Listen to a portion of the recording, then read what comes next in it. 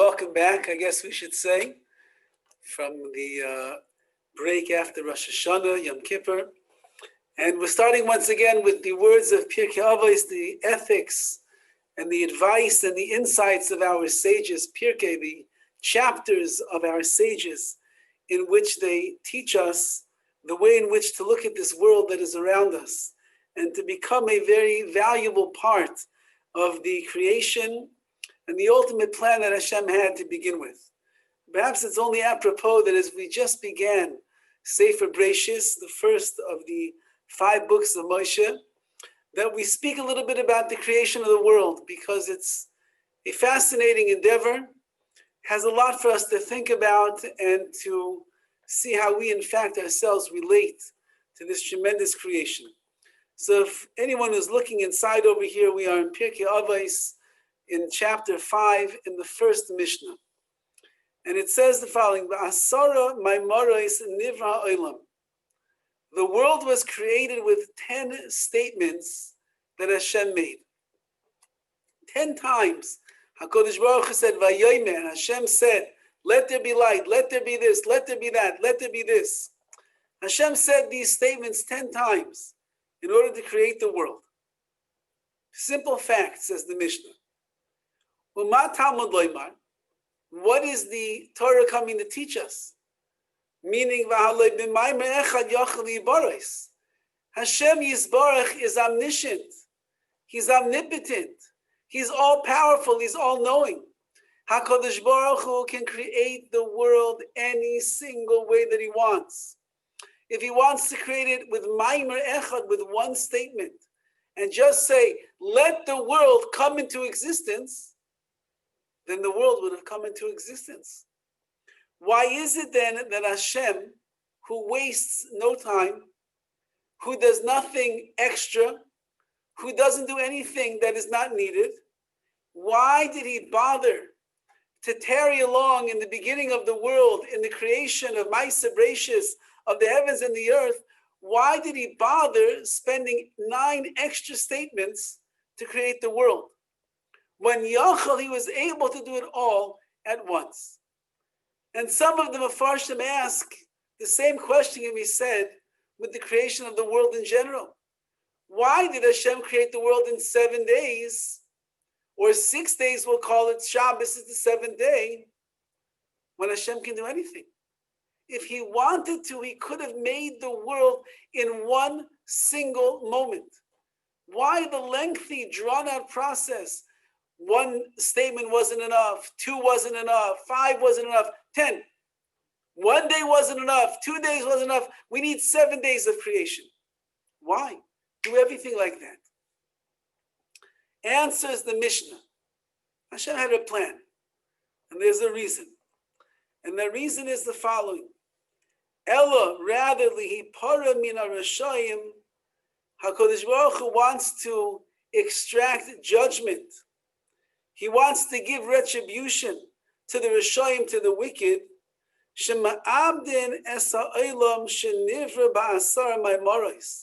who destroy the world that was created in 10 statements. And to give a good reward to the righteous, who help the world to exist. They uphold the creation, which was created with 10 statements instead of 1.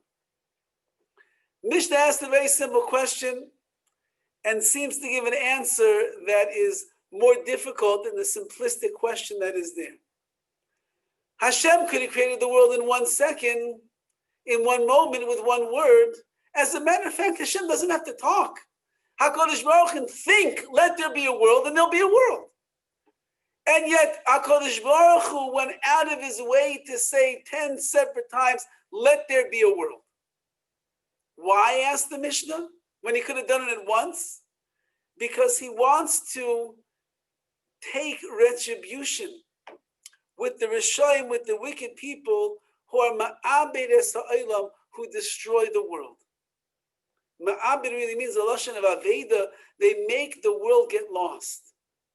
But how does a person destroy the world because he throws his plastic bags into the ocean and a dolphin ends up catching it in their nozzle over there. And then we find the dolphin lying on the ocean shore. Maybe that's destruction. But what does it mean over here that the Rishoyim, the wicked people, are ma'abed es ha'olam? Let's say that you have a person who sits in his room all day long. Nobody saw him, nobody ever heard about him, nobody ever will hear about him. And this guy is into, what do they call it, gaming.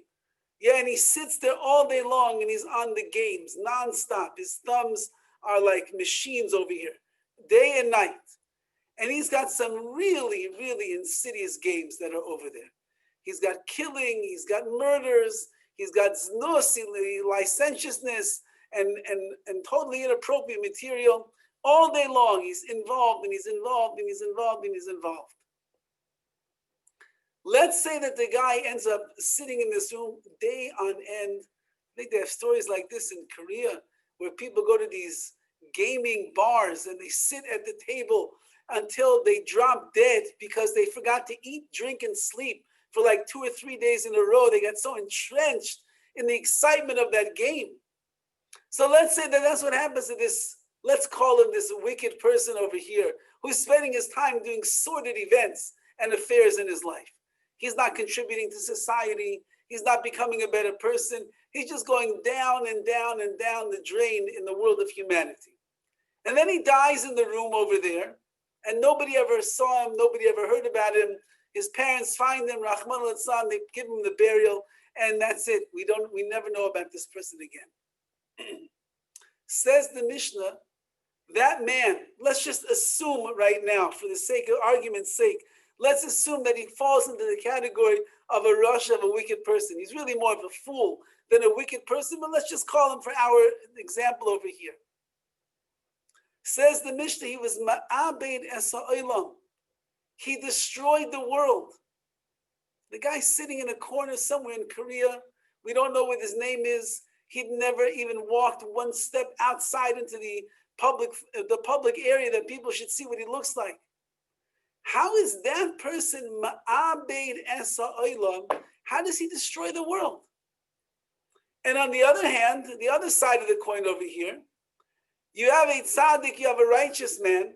He's also he's in his room all day long. He's not gaming over here. He's Torahing, yeah? He's got his Torah, he's got his Gemara, he's got his Siddur, he likes to daven, and he's involved day and night, 20 hours a day. He gives himself a meager 4 hours a night, 4 hours a day to sleep, to eat, and to drink, and take care of his bodily functions. 20 hours a day, the man is learning and learning and davening and everything he could possibly do in the world of mitzvahs. And he too sits in a corner, behind closed doors. Never heard of his name, never saw the picture. He's not going to be on your wall with all the other great rabbis. And one day in that room, he's involved in a major sugya, major aspect of the Gemara. And it's so strong, the learning that he's doing over there, his vessels in his heart burst from the excitement and the intensity, and he dies on the spot. Says the Gemara, says the Mishnah, you should know that that person, that tzaddik over there, he is mekayim es ha'olam. He's upholding the world. Shenivra ba'asar maimaros, which was created with 10 different statements, and Hashem will reward him handsomely for all of his great work. He's making money, he's building, out there doing chasadim, acts of kindness. He's involved in the world, in the rigmarole of everything that everybody else is involved with.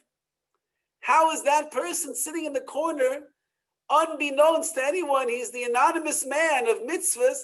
How is he Mekayim? How is he upholding the world? And yet, says the Mishnah, the reason that HaKadosh Baruch Hu spoke 10 times, instead of only speaking one time, is because 10 is more than one.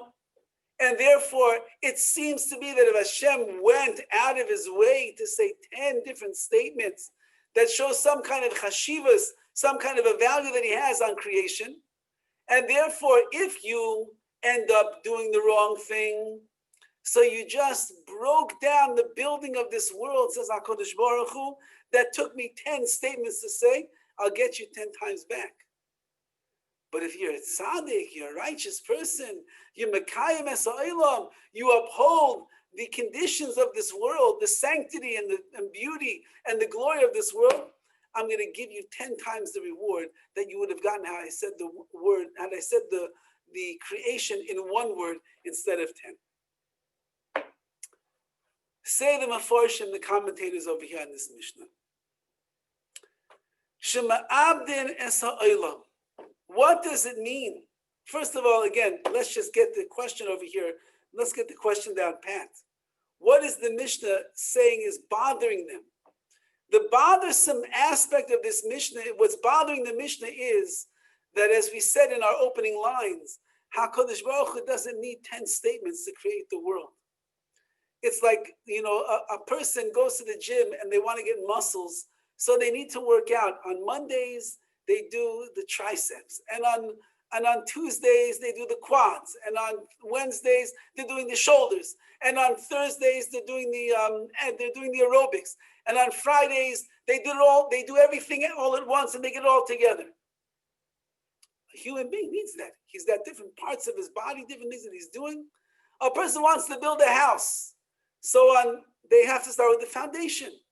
And then with the foundation, they start putting in the cement. And from the cement, they start building the walls. From the walls, they start covering up. They put in the electricity. And after the electricity, they close up the walls. And then everything goes on top. And the painting. And a person has to do things in stages. There's no way you can't do it at once. But HaKadosh Baruch Hu can do everything at once if he wants to. He can make creation in one day, not 7 days. He can say one statement, not 10 statements. Why did Hashem have to do so much? And the Tiferes Yisrael writes over here is because HaKadosh Baruch Hu wants to show the tremendous chavivos, the tremendous love and the value that he has for this world. That a world that HaKadosh Baruch Hu put in effort and time and planning. And again, if you look and you see all of the purpose that there is behind every aspect of this creation, and you'll recognize how lofty and incredible this world is in the eyes of Hashem, then you will recognize that if Hashem himself put in so much to the creation, so the person who misuses the creation, the person who doesn't value the world that Hashem has made for us. It's like when I learned in Ner Yisrael, and Rabbi Ruderman Zatzal, who was the first Rosh Hashiva, he told the Bachim, he told the boys, you're not supposed to walk on the grass. Why not? Because the gardeners and the attendants of the fields over there, they take good care of that grass. And they tend to it on a daily basis. And it grows in a certain way. And if you walk and you step all over the grass, you're showing that you don't care about all the hard work that goes in there to make this campus look so beautiful. When there's trash that is on the floor, if you care about the way that something looks, so then you pick it up so that this place doesn't look like a sty. Says HaKadosh Baruch Hu, I made a magnificent world. Everything is set into place perfectly, without exception, without fail. As HaKadosh Baruch Hu himself looked back on the creation after his 6 days, and he says, V'yar Elokim eskol ha'sha'asa v'yinei toy mod, it was perfect, beautiful, amazing, outstanding creation. And the reason I did that is because I care about the creation. But you know why I really made such an incredible world? Because I care about you. I made an entire universe that you should be able to enjoy it. That you should be able to wake up in the morning, look out your window and see the beautiful sun coming up on the blue sky. I could have made a dark world. Could have made a world with gray skies all the time. I could have made a sun that never ever gets warm or never gets very bright. I could have made trees black and not green. I could have made birds with horrible noises that emanate from their beaks all the time and they flap around and their feathers are always falling all over the place.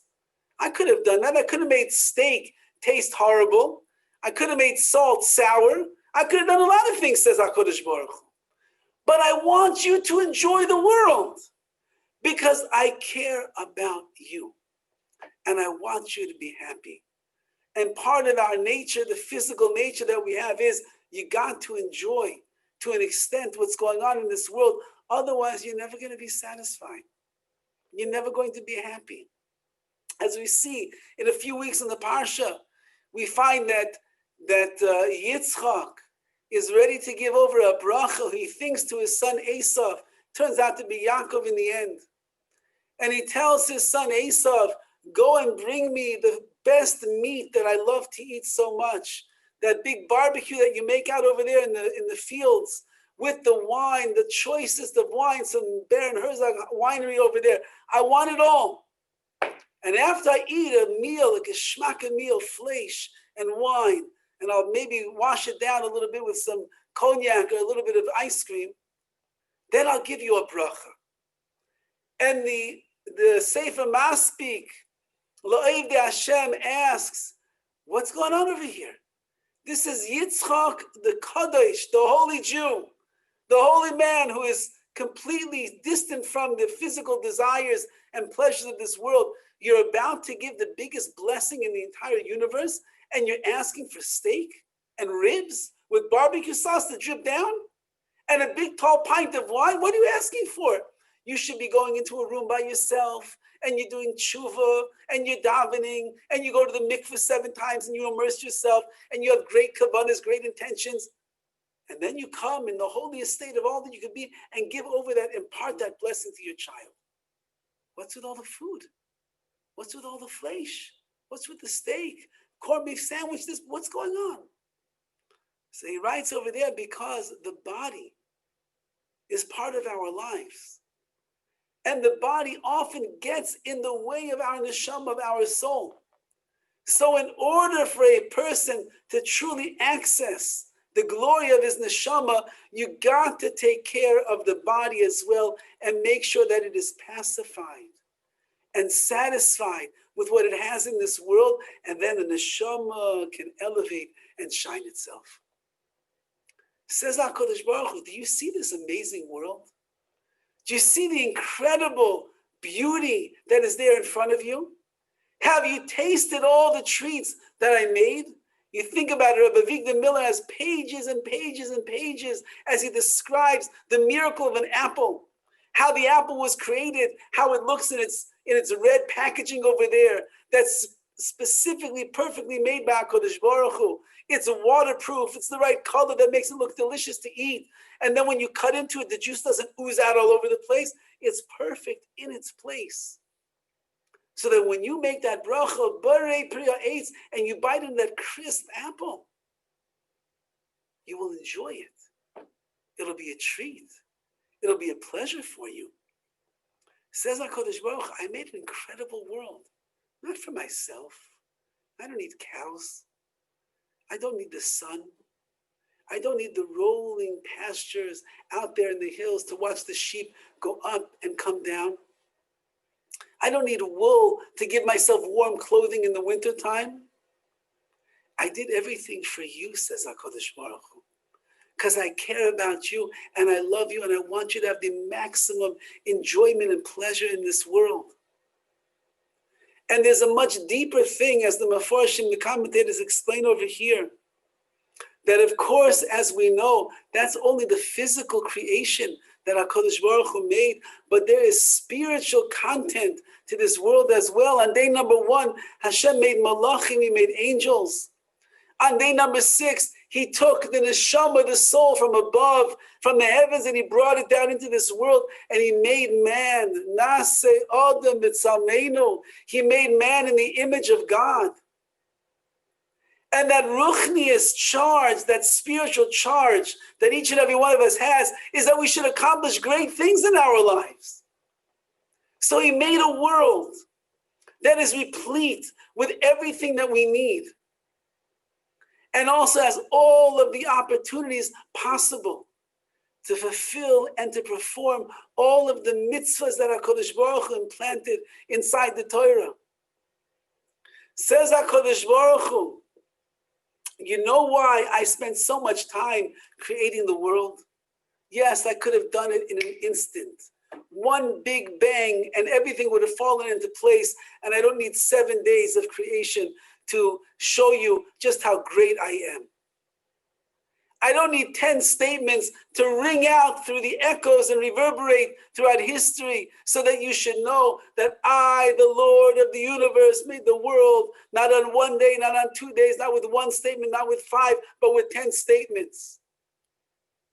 I did it because I want you to know how beloved the world is to me and how chashiv, how valuable and important and beloved you are to me, says HaKadosh Baruch Hu. And perhaps once that you realize the real value, the intrinsic value that there is in this world, that I spent day after day making sure that everything was lined up perfectly. So then maybe you'll have a haracha, maybe you'll have a appreciation for this world as well. And then you will realize that you were placed here in a very central role, which is make sure that the world is niskayim, that it endures, and it grows, and it produces, and it progresses in the right direction, and not chalila, that is ma'abed, that we end up losing this world. Imagine you have a child who takes his Legos and he builds a house. It takes a few hours maybe for that child to build the house. But Legos are transient things. And his little brother or his older brother, depending on who's in the worst mood that day, comes over and looks at this house that his brother spent hours building, and he gets mad and he takes his little bat and he smashes the whole thing. Or that boy is going to cry. He will cry and he will scream and he will be angry.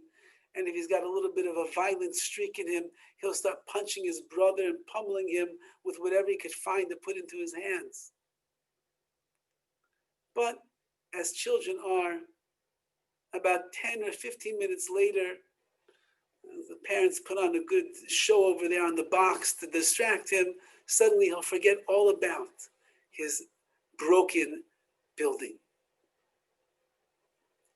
Imagine though you have a contractor and he gets his investors and they invest millions and millions of dollars into the piece of property itself and tens of millions of dollars into the project, whatever it might be, a 20-story office building, medical, or they're going to build a gigantic apartment complex, 300 units, state-of-the-art, top of the line, 2-bedroom, 3-bedroom studio apartments. It's got in the area downstairs, beautiful pool, state-of-the-art, jacuzzi, heaters, saunas. It's got some kind of pool room over there. It's got a hall that you can make parties in. It's got everything, this place. And they spend from the time of the inception of this project, where they scattered out the land and they got all the money together and they finally purchased it, and then they had to wait for all the permits to be able to build, and then they started digging and building and all the different things. We're talking about 5 long years of work. And imagine after the final touch of paint is on that building, the city inspector comes and he says, you know what, there was a very big mistake that was made over here in the engineering. And it's been determined by our master engineers in the city of Los Angeles that this building is a hazard to the community. And please step out of the way. The wrecking balls are coming in. We have no choice but to destroy the entire building. And without a moment's notice, they hear the rumbling of the gigantic trucks coming. And within 3 hours, this building, which took 5 years of blood, sweat, and tears, energy, effort, all the kishkas were inside of there, it's destroyed to the ground. The whole world this person's life, all of his energy, everything was destroyed. If he's going to cry, it's going to be more than 15 minutes. If he's going to be angry and he's going to be upset, it's going to be more than an hour. He's going to scream and yell. He's going to get the best lawyers in the world. He's going to sue the pants off the city that they could do such a thing like this. What's going on over here? Rav Dessler, his father was a massive, massive Talmid Chacham living in Europe, but he was also a tremendously successful businessman. He owned forests, hundreds and hundreds and acres and acres and acres of timber in Europe. Became an exceedingly wealthy man. And he used to, because the nature of the world was that the dividing lines of the country was always changing, governments were always being overthrown. So at a certain point, where did he keep his money? He kept his money in cash in his house, in some suitcases or boxes. That's where he kept his earnings. He was in the middle of learning one day, and his family found out that, lo and behold, the government had been overthrown. And the new government that came in, they discontinued all of the cash of the old government. Which means that Rav Dessler's father went from being, let's say, in our terms, a multimillionaire, and within moments to becoming an impoverished individual, because all the money that was in his cases was nothing more than paper. They came into the room, and he's busy learning. They didn't want to disturb him, but they felt, how could they withhold this important information? He should know. He just became a poor man. He's busy learning and learning and learning. He has no idea what's going on. And the kids are inching closer and closer and closer that their father should see him. And finally, he looks up. Yes, my kid, what can I do for you? And they said, Papa, you know all of your money? Yes, Baruch Hashem. The Eibusher is so kind. He gives. Look how much we can do. He's so kind. Papa, the government was just overthrown. Oi, okay, we're safe, Baruch Hashem. Look at all the money we have. We'll be okay. And they just discontinued the dollars that you have. They're worthless. It's just paper. Vesser's father digested in an instant what that meant. He chuckled, he shook back and forth in his seat as he was learning. And he looked back in his Gemara and he says, Amar Rava, Amar Abaye.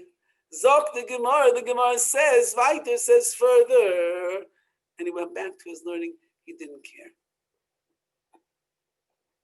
Because that's not the real world. The contractor cares because you just destroyed his world. HaKadosh Baruch Hu says, I created a world that is so magnificent, nobody could build such a thing. Yesh ma'ayin, something from nothing. Do you know what that means? No, a human being does not know what that means. Because we're not creators. We're only formers and shapers, and we are able to put things together. We can construct, we can build, we can shape, we can draw, but we cannot create. Only Hashem is a creator. And the creation of the universe is yesh me'ayin, something from nothing. There was no physicality at all, only the ruchni, the spiritual essence of Hashem. But Hashem said, I want a world which is going to be a universe of chesed, a universe of kindness, a universe of mercy, a universe of goodness, where there will be a person in the middle of the center of the universe who's going to be able to attach themselves to me by emulating and following in my ways. And I want to show you how dear this world is to me. I'll do it in 7 days, 10 statements, not just one. If I did it in 1 day, you might think what's the big deal? It's 1 day. So a guy comes, he destroys it. So he makes a mabul, he makes a flood. This week's parsha, what does it really matter to Hashem? It only took him 1 day anyway. It wasn't so much time, so much effort. It wasn't such a big deal. 10 statements from the mouth of Hashem. 7 days in the world of the Ribbono Shel Olam are gigantic, that we should know how just precious and valuable the world is, and the great responsibility that we have to making sure that the world endures and progresses and proceeds the way that it is supposed to. And therefore the Bartanura writes over here, what does it mean that if a wicked person comes along and he uses his free will for the wrong things, and he gets involved in sinful behavior and the like, to the extent that he bears the unfortunate title of a rush of a wicked person, he's ma'abed es ha'olam, he destroys the world. Shekoha ma'abed nefesh achas mi Yisrael. Listen to these powerful words. Anyone who destroys one soul in this world, Ki'ilu ibed olam mali, is as if he has destroyed the entire world. Harishayim sheba'avainam, the wicked people, because of their sins, ma'abdim es nafsham, they destroy their souls. And someone who is ma'abed, who destroys his own nefesh, his own soul, ki'ilu ma'abdim es ha'olam, is as if he's destroying the world. Because anyone who takes the life of one person, it's as if you took the life of an olam mali, of a complete world. Whose nefesh, whose soul are you taking over here? You are destroying your very own soul that HaKadosh Baruch Hu gave you to radiate light into this world. He gave you to emulate the ways of the Creator. He gave you a neshama to cleave to mitzvahs, to learn Hashem's Torah, to see the Ribbono Shel Olam in your life, to become a strong person of amunah, faith, faithfulness, to become a person of bitachon, of trust in Hashem, where you realize that everything that is happening in your life, I trust you, HaKadosh Baruch Hu, it's all for the good. He made you a person to go and save the poor, rescue the weak, take care of your children, your wife, your spouse. He gave us a neshama that's so lofty and so high up in the world that you're greater than the malachim, you're greater than angels. Angels have no free will. They're programmed to do HaKadosh Baruch Hu's desire. But you who have free will, you struggle with your body and your lusts and your desires all day long, and still you make the right decisions. That means your neshama is amplified in this world. It's so great what you could accomplish. Says the Bartanura, if you made a mistake and you resigned yourself to the life of a rasha, of a wicked person, then says the Mishnah over here, you're ma'abed nafshay, you destroy your soul. And a person who destroys his soul, which is a olam mali, which is a world in and of itself, you just destroyed the world. But it's deeper than that. We spoke about these ideas before. And that is because the fact that we are created b'tselem Elokim, in the image of God, that means that just as God himself is the Bala Koiches Kulam, he's the master over all of the powers of this world, man who is the Tselem Elokim, the image of God, he is also the master of all of the powers of this world. And everything that we do, everything that we say, everything that we think, every place we go, everything we get involved with, the mitzvahs and the averos, everything is mashpi, as a direct influence on this world. And therefore, if I destroy my nefesh, my soul, then in fact, I really am destroying the world. As Rav Yisrael Salanter said, that when a Jew in Lita, in Europe, smokes a cigarette on Shabbos, there's another Jew somewhere in France who ends up turning on the lights, getting in a car, being Mechal Shabbos, desecrating the Shabbos as well. My actions are not in a vacuum confined to myself. They end up permeating the entire universe. And most directly, they affect the Jewish people. And therefore says the Bartanur over here, if you are ma'abed nafshoy, you destroy your own soul, you're destroying the world. Says HaKadosh Baruch Hu, you will pay for that. Because look at this world. This world is awesome. It's incredible. There's so much here to enjoy and to take advantage of. And the purest part of the entire creation is you and your nefesh and your soul. And you became a rasha, a wicked person who's involved in so many terrible things that are damaging and hurting your soul, that you will pay dear for the price of destroying a world which I created myself with 10 statements when I could have only done it with one. The more time and the more effort and the more that goes into something, the more valuable it is. The less time and effort, the less that a person puts in their heart and their soul into an endeavor, the less important it is. One of the great yeshivas that we have here in Los Angeles is the Mesivta of Calabasas. Rabbi Shlomo Gottesman built this yeshiva with blood, sweat, and tears. He moved into the neighborhood over 20 years ago, I believe.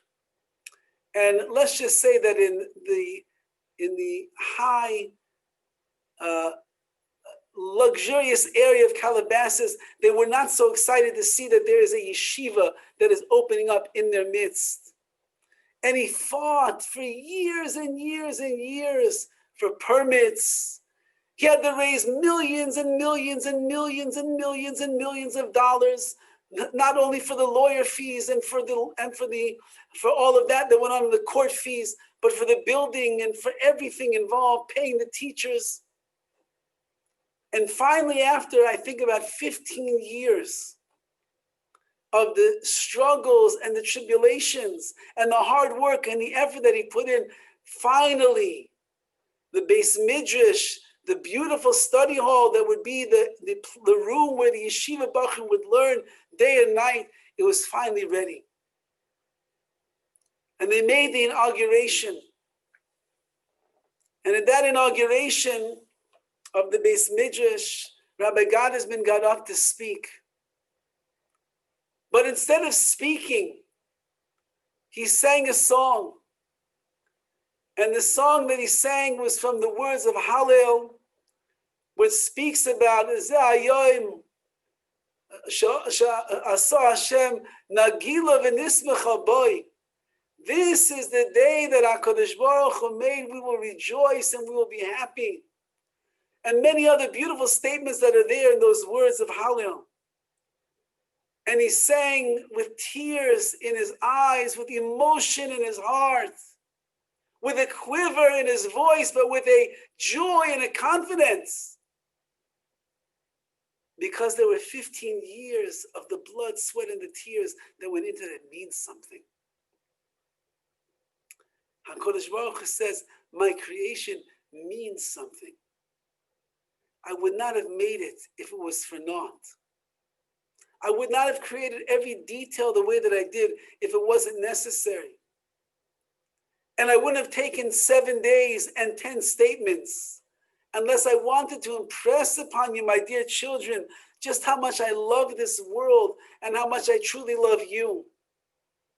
And if you make yourself into a rasha, a wicked person, because of your actions and your choices and your deeds, then you should know that I'm going to take retribution from you in a very severe way, 10 times over, says Hashem, for the 10 statements that I said. Which means the person has to watch themselves. And they have to be aware that our actions matter. And that HaKadosh Baruch Hu wants us to be a positive force in the world, not a negative force. What do you believe about climate control?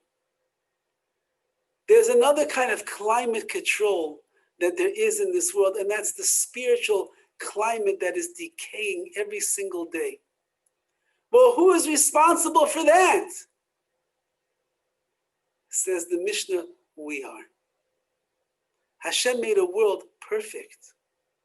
Hashem made a world 10 statements, each one necessary in the eyes of Hashem. The whole world and the whole universe is lacking nothing. Hine toiv moed, it's perfect. Says HaKadosh Baruch Hu, don't change the climate. Don't mess things up. Because if you do that to yourself, you ma'abid your nefesh, you destroy your soul, and you bring down the world together with you. However, if a person becomes from the tzaddikim, they're the righteous individuals of this world, devout to Hashem and His Torah and His mitzvahs, and we try our best, even when it's difficult and it's hard. Not always hard to hold on to our emunah, to our faith, when we feel like the world is crumbling around us.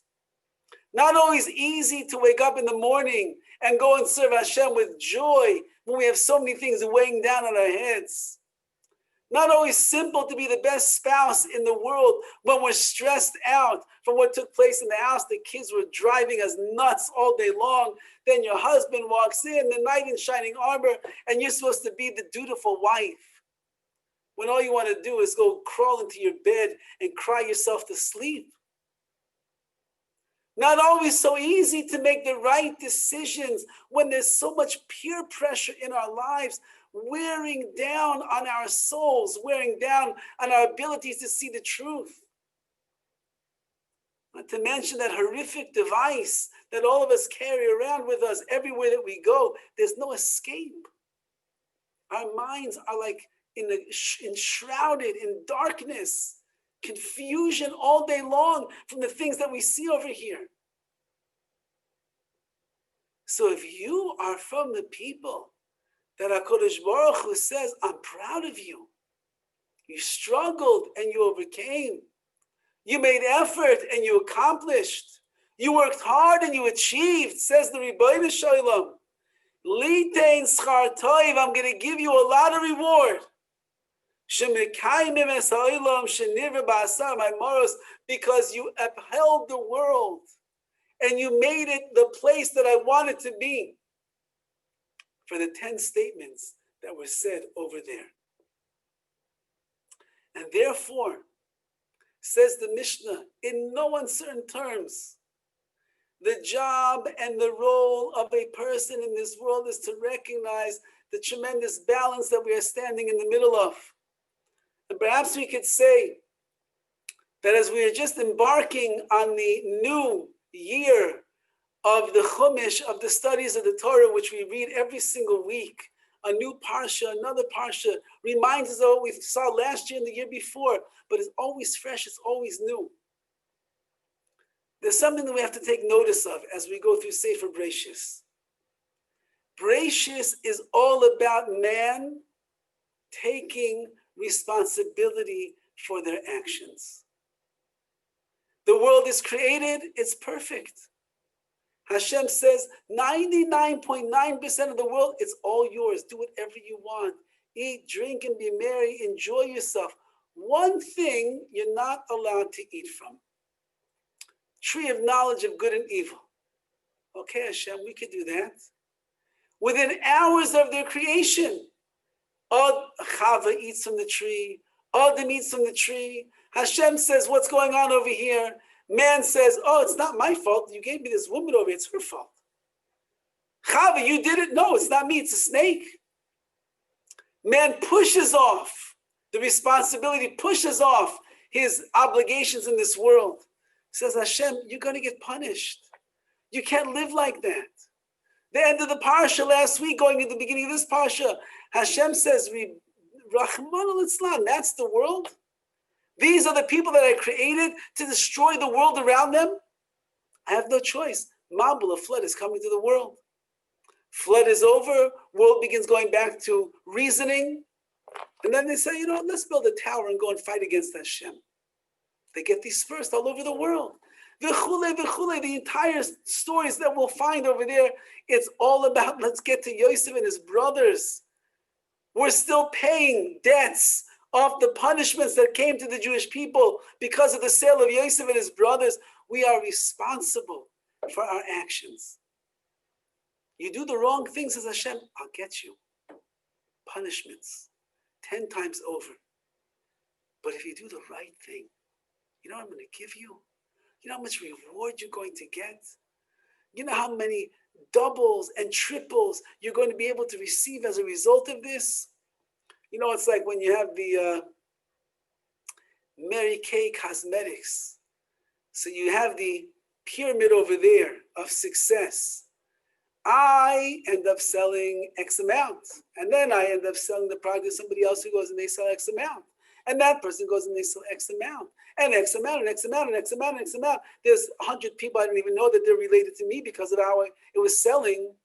Suddenly I get this big, gigantic check from Mary Kay. And I think to myself, I only sold 3 things of lipstick this month. How could that be? And then they show me the long list of all the people that were affected as a result of the action that I did by investing in Mary Kay 5 years ago. Those are all my Talmidim, they're all my students, they're all my offspring.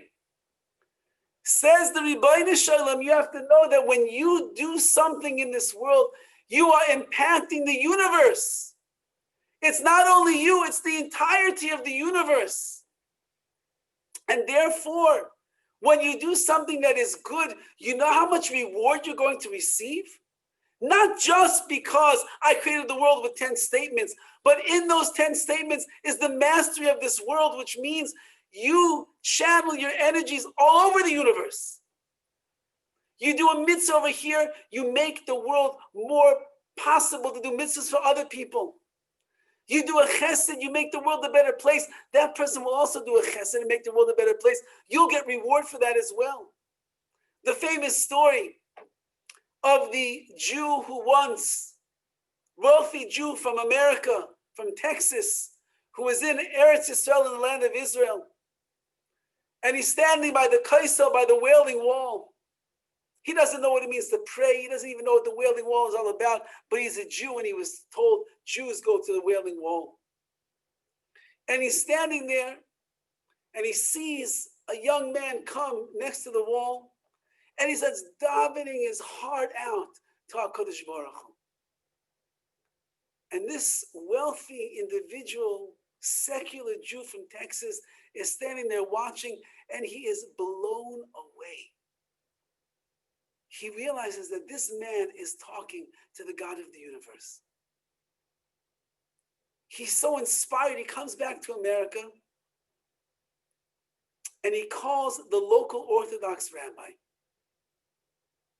And he says, my name is Jim Bob, whatever his name was. And he says, I'd like to come and meet with you.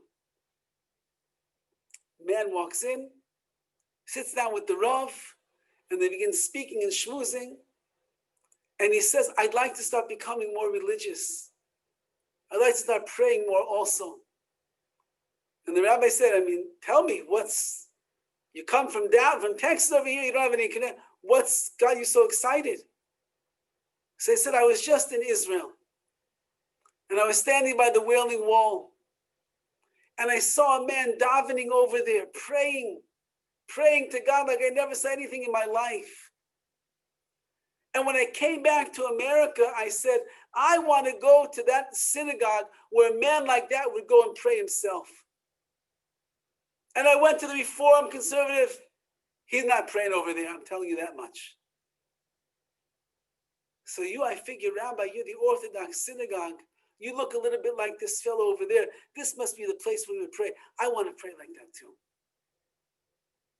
And this man went on to become a full-fledged Baal Tshuva. He was a wealthy fellow. I think, if I'm not mistaken, he ended up dedicating the building of the shul when they built the new shul.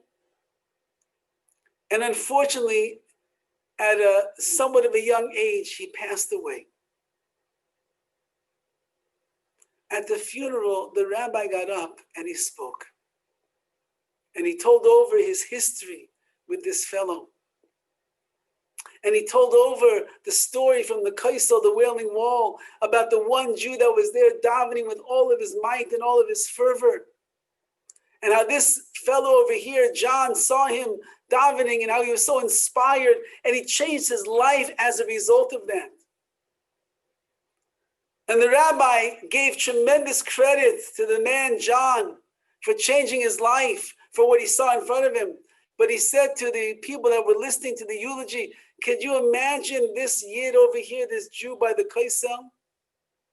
After 120 years, when he goes up into the heavens, and he's going to go up to see the reward that he has waiting for him, he's going to see tons and tons and tons of reward from a place called Dallas, Texas. And he's going to ask Hashem, Eifo Dallas, Texas, where is Dallas, Texas? What is that all about? And he's going to say, you don't know? How should I know? I live in Yerushalayim. What do I know about Dallas, Texas? He says, you remember that one day that you went to the Kaisel and you were davening with fervor? He said, what do you mean one day? Every time I went to the Kaisel, I davened with fervor. So Hashem says, well, the one day that you were there davening with fervor as you normally do, there was an unaffiliated Jew from America who was so in awe of your prayers, he changed his life because of you. Here's your reward. Mitzvahs, Torah, a building that houses people that are learning and davening throughout the week. Classes, shiurim, prayer services, events, all in your schus, in your merit. Says the Mishnah over here, Hashem made an incredible world. And at the center of the universe is man. And at the center of man is Klal Yisrael. And when the Jewish people do mitzvahs and they do chesed and they learn Torah, we are literally changing the world. The ripple effects can be felt throughout. And could you imagine how much reward you're going to get as a result of the mitzvahs that you do? Says the Mishnah, Litein schar toif, I will give you a good reward. Because you upheld the world, it progressed in the right direction. But if Rahman al-Islam, you have another person who does bad things, not good things, and that also impacts the world around him.